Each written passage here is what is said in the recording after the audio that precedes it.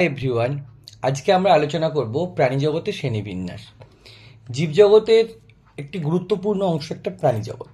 তো প্রাণীরা কীরকম ধরনের প্রাণী হতে পারে? এটা বহুকোষী প্রাণী হতে পারে, ইউক্যারিওটিক প্রাণী হতে পারে, প্রোক্যারিওটিক প্রাণী হতে পারে, হেটারোট্রফিক হতে পারে।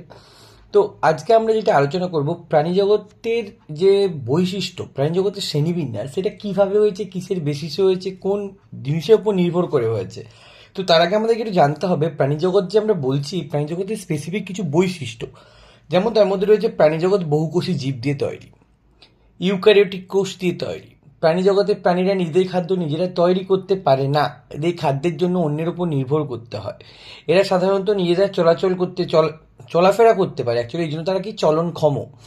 এদের স্নায়ুতন্ত্র বিদ্যমান। প্রাণীজগতের শ্রেণীবিন্যাস যদি দেখি, আমরা দেখতে পাবো প্রাণীজগৎকে সাধারণত দুটি ভাগে ভাগ করা হয়, একটা মেরুদণ্ডী প্রাণী, একটা অমেরুদণ্ডী প্রাণী।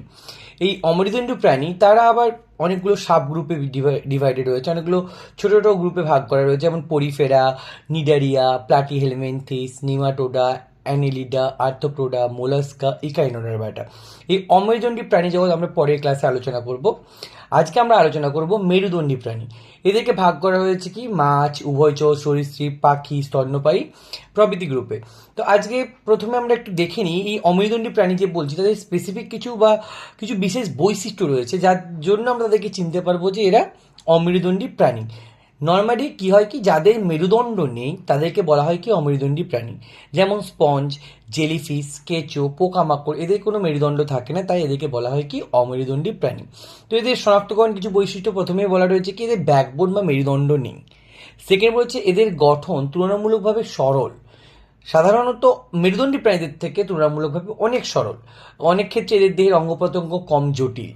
বহির্কঙ্কাল থাকতে পারে। অনেক অমেরুদণ্ডী প্রাণীতে এক্সোস্কেলিটন বা বাহ্যিক কঙ্কাল থাকে, যেমন পোকামাকড়। তার জন্য কি বাইরের খোলকটা শক্ত। দেহের সমমিতি থাকতে পারে। সমমিতি মিনস সিমেট্রি, সমান্তরাল, রেডিয়াল সিমেট্রি, মানে যেইভাবে ভাগ করো না কেন সমানভাবে ভাগ করা যাবে। আবার অনেক প্রাণীর ক্ষেত্রে বাইল্যাটেরাল সিমেট্রি মানে কি, তাদেরকে সমান দুভাগে ভাগ করতে পারে। যেমন কেঁচো, তাদের দেহকে সমান দুভাগে ভাগ করা যায়। ভেতরে ইন্টারনাল সমস্ত পার্ট, ভেতরে যে সমস্ত অঙ্গ প্রত্যঙ্গ সব সমানভাবে ভাগ হবে। আর রেডিয়াল সিমেট্রি মানে তাদেরকে যেভাবে ভাগ করা কেন দুটো ভাগে ভাগ করতে পারবে, সমানভাবে ভাগ করতে পারে, যেমন জেলিফিশ। ওকে, এছাড়া রয়েছে কি রক্ত সঞ্চালন ব্যবস্থা। এদের রক্ত সঞ্চালন ব্যবস্থা কীরকম, সরল প্রকৃতির। অনেক ক্ষেত্রে ওপেন সার্কুলেটরি সিস্টেম দেখতে পাওয়া যায়। শ্বাস প্রশ্বাসের পদ্ধতি, এরা সাধারণত ত্বক, ট্রাকিয়া, গিলস ইত্যাদির মাধ্যমে রেসপিরেশন কমপ্লিট করে বা শ্বাস প্রশ্বাস চালায়। প্রজনন পদ্ধতি ভিন্ন ভিন্ন, যৌন অযৌন উভয় প্রকারেরই প্রজনন আমরা অমেরুদণ্ডী প্রাণীদের দেখতে পাই। এই অমেরুদণ্ডী প্রাণীদের মধ্যে কী কী রয়েছে, যেমন জেলিফিশ, কেঁচো, প্রজাপতি, অক্টোপাস, কাঁকড়া ইত্যাদি। এবার আমরা আলোচনা করবো কি মেরুদণ্ডী প্রাণী। আমরা আগেই বললাম কি মেরুদণ্ডী প্রাণী আমরা তাদেরই বলি যাদের মেরুদণ্ড রয়েছে, যেমন মাছ, উভয়চর, সরীসৃপ, পাখি, স্তন্যপায়ী ইত্যাদি। তো এই মেরুদণ্ডী প্রাণীদের শনাক্তকারী কিছু বৈশিষ্ট্য রয়েছে। এদের মেরুদণ্ড দেখতে পাওয়া যায়। এদের আভ্যন্তরীণ কঙ্কাল, এদের কঙ্কালটা ইন্টারনাল, ভেতরে রয়েছে, শরীরের ভেতরে, বাইর থেকে এদেরকে কঙ্কালটাকে বোঝা যায় না। ওকে, আর কঙ্কাল আবার তরুণাস্থি বা হাড় দিয়ে তৈরি। উন্নত স্নায়ুতন্ত্র, এদের স্নায়ুতন্ত্র অমেরুদণ্ডী প্রাণীদের তুলনায় অনেক উন্নত। আর মস্তিষ্ক অনেক উন্নত, এগুলো করোটি দ্বারা সুরক্ষিত থাকে।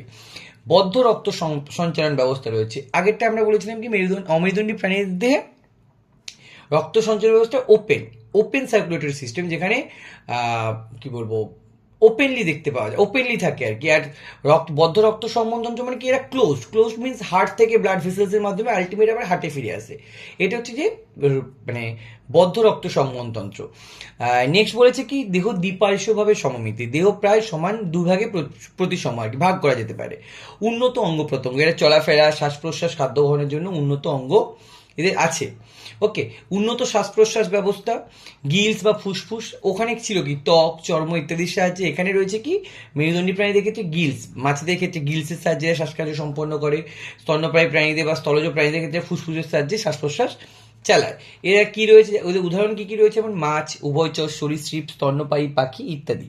এরপরে যাবো কি আমরা মাছ বা ফিশ সম্পর্কে আমরা যদি আলোচনা করি, এরা সাধারণত কি জলজ প্রাণী, নদী, পুকুর, সমুদ্র ইত্যাদি জায়গাতে এদেরকে পাওয়া যায়। গিলস দ্বারা শ্বাস প্রশ্বাস চালায়। এদের রেসপিরেটরি অর্গান কি গিলসের সাহায্যে কি এরা নিজেদের শ্বাস প্রশ্বাস সম্পন্ন করে। এরা জলে দ্রবীভূত অক্সিজেনকে গ্রহণ করে গিলসের সাহায্যেই। দেহে আঁশ থাকে, এদের অধিকাংশ মাছের দেহে আঁশ থাকে। আবার কিছু কিছু মাছ রয়েছে এখানে আঁশ অনুপস্থিত, যে এই আঁশ কি করে দেহকে মাছের দেহকে রক্ষা করে। পাখনা দ্বারা চলন, এদের শরীরে পাখনা উপস্থিত। এই পাখনার সাহায্যে কি করে, পাখনার নড়াচড়ানোর সাহায্যে এরা জলের মধ্যে সাঁতার কাটে আর দিক পরিবর্তন করে। এরা শীতল রক্তের প্রাণী বা ঠান্ডা রক্তের প্রাণী, কারণ এরা জলের মধ্যেই থাকে আর দেহের তাপমাত্রা পরিবেশের উপর নির্ভর করে, যেহেতু জলে থাকে সেই জন্য এরা শীতল রক্ত বিশিষ্ট প্রাণী। এদের দেহ নৌকার মতো আকৃতি বিশিষ্ট, যার জন্য কি হয়, সহজে এরা জলের প্রভাবটা কাটিয়ে সামনের দিকে এগিয়ে যেতে পারে। বা মাকু আকৃতি অ্যাকচুয়ালি দেহ দেহ সাধারণত নৌকার মতো আকৃতির। ডিম পারে, মাছেরা কি করে, অধিকাংশ মাছ ডিম পাড়ার মাধ্যমে তাদের প্রজনন সম্পন্ন করে, যেমন কি রুই, কাতলা, ইলিশ, মাগুর, এরা মাছের উদাহরণ। এরপর রয়েছে কি উভয়চর, যাকে আমরা বলি কি অ্যাম্ফিবিয়া। অ্যাম্ফিবিয়ার বৈশিষ্ট্য কি আমরা সবাই জানি, উভয়চর মানে কি উভচর, জল স্থল দুটো জায়গাতে এরা বসবাস করতে পারে। ত্বক মসৃণ আর স্যাঁতসেঁতে, এদের ত্বক মসৃণ আর স্যাঁতসেঁতে, কারণ এরা ভিজি জায়গাতে থাকে। দেহের ত্বক মসৃণ আর স্যাঁতসেঁতে, এখানে আঁশবিহীন, কোনো আঁশ থাকে না। রূপান্তর ঘটে, রূপান্তরকে বলি কি আমরা মেটামরফোসিস, মানে কি এরা ব্যাঙাচি অবস্থা থেকে পূর্ণাঙ্গ ব্যাঙে পরিণত হতে পারে, এই জন্য বলা হয় কি রূপান্তর। ওকে, দেখো জীবনচক্রে লার্ভা দশা থেকে পূর্ণাঙ্গ প্রাণীতে পরিবর্তন হয়, যেমন ব্যাঙাচি থেকে ব্যাঙ, এই জন্য বলা হয়েছে এখানে মেটামরফোসিস বা রূপান্তর ঘটে। এদের শ্বাস প্রশ্বাসের ভিন্ন ভিন্ন পদ্ধতি, লার্ভা অবস্থায় গিলস দ্বারা শ্বাস প্রশ্বাস চালায়, আবার পূর্ণাঙ্গ অবস্থায় ফুসফুস আর ত্বকের সাহায্যে শ্বাসকার্য চালায়। শীতল রক্তের প্রাণী, এরাও যেহেতু ভেজা স্যাঁতস্যাঁতে জায়গায় থাকে, এই জন্য এরা শীতল রক্তের প্রাণী। এদের দেহের তাপমাত্রা পরিবেশের উপর নির্ভর করে। ডিম সাধারণত জলে দেয়, অধিকাংশ উভচর প্রাণী জলের মধ্যে ডিম পারে এবং সেই ডিম পরে পূর্ণাঙ্গ ব্যাঙে রূপান্তর হয়। দুইটি জোড়া অঙ্গ থাকে, দুটি জোড়া অঙ্গ মানে কি সাধারণত চারটি পা থাকে চলাফেরার জন্য, পেছনের দুটি, সামনের পা দুটি। ওকে, যেমন এদের উদাহরণ কিছু উভয়চর পর্বের প্রাণীর উদাহরণ কি ব্যাং, স্যালামেন্ডার, নিউট এটসেট্রা ইত্যাদি। ওকে, এরপর রয়েছে কি সরীসৃপ বা রেপটাইল। রেপটাইল মানে কি, আমরা রেপটাইল মানে এক নম্বর প্রথমেই জানি কি সাপ। ওকে, এদের দেহ শক্ত আঁশ বা খোলস থাকে, এদের খোলস ত্যাগ করে আমরা সবাই জানি। এদের দেহ পাতলা শুষ্ক শক্ত আঁশ দ্বারা আবৃত। এরা শীতল রক্তের প্রাণী, এরাও যেহেতু জলের মধ্যে বেশিরভাগ সময় কাটায় সেই জন্য এরা শীতল রক্তের প্রাণী।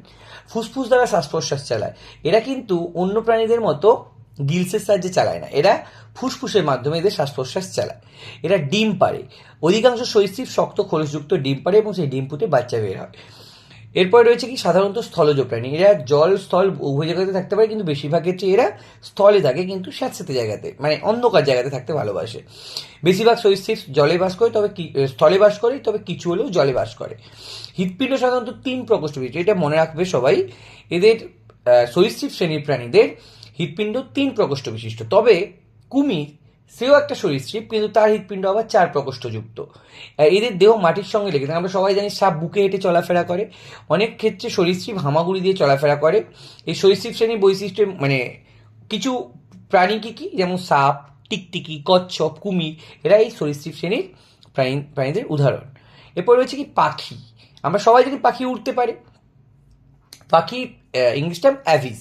ওকে, তো এদের দেহ পালক দ্বারা আবৃত থাকে, যা উড়তে আর বডির টেম্পারেচার বা দেহের তাপমাত্রা সংরক্ষণে সাহায্য করে। ডানা থাকে, ডানা উড়তে সাহায্য করে। সামনের যে দুটো অঙ্গ সেটা ডানায় রূপান্তরিত হয়, যা উড়তে সাহায্য করে। ঠোঁট নেই কিন্তু দাঁত আছে, ঠোঁট থাকে কিন্তু দাঁত নেই। এরা পাখির মুখে ঠোঁট থাকে কিন্তু দাঁত থাকে না। উষ্ণ রক্তের প্রাণী, এরা দেহের তাপমাত্রা স্থির থাকে। ফুসফুস দ্বারা শ্বাস প্রশ্বাস চালায়, এদের ফুসফুস চালায় ওদের শরীরের ভিতরে এয়ার স্যাক থাকে, যা এদেরকে বাতাসে ভেসে থাকতে সাহায্য করে। ডিম পাড়তে পারে, এরা ডিম পাড়ে, সেই ডিম ফুটে বাচ্চা বের হয়। দেহের গঠন হালকা, বায়ু গতিশীল। দেহের হাড় আছে কিন্তু হাড়গুলো ফাঁপা হওয়ায় ওড়ার জন্য উপযোগী। এই পাখি শ্রেণীর কিছু উদাহরণ রয়েছে কি, বা অ্যাভিস শ্রেণীর কিছু উদাহরণ রয়েছে কাক, পায়রা, ঈগল, মুরগি ইত্যাদি। ওকে, এরপর রয়েছে কি স্তন্যপ্রায়ী প্রাণী। স্তন্যপ্রায়ী means mammals, those animals who drink milk from the mothers breast, যারা মায়ের শরীর থেকে দুগ্ধ গ্রহণ করে।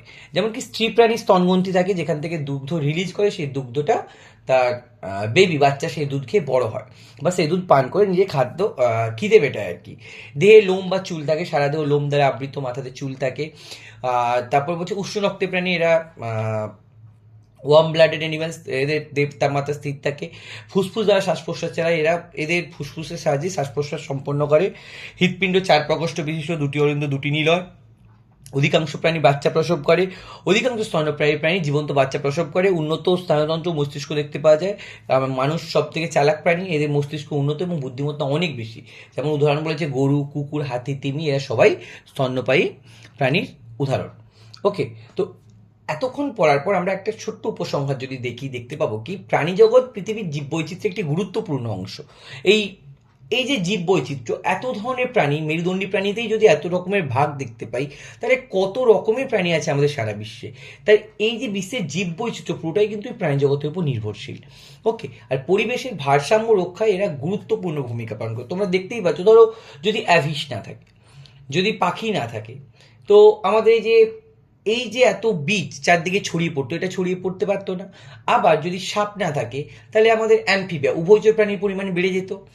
ঠিক আছে, আবার যদি এই কিছু পাখি আছে যারা এই সাপ বা তোমার রেপটাইলসদেরকে খেয়ে বেঁচে থাকে, যদি রেপটাইলস না থাকতো, সেই অ্যাভিসরা বেঁচে থাকতে পারতো না বা পক্ষীরা বেঁচে থাকতে পারতো না। তো একে অপরের সাথে দৃঢ়ভাবে সংযুক্ত।